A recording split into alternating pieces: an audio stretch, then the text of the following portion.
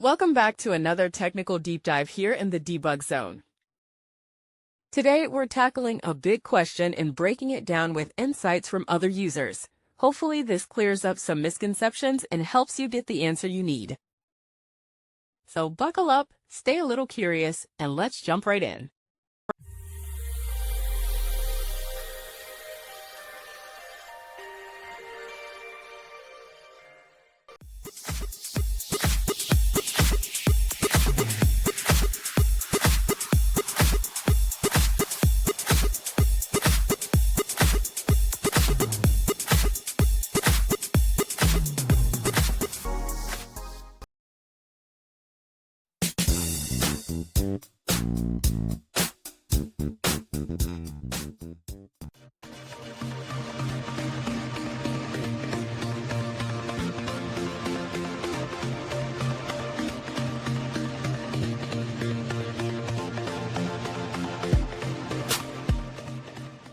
And that's a wrap.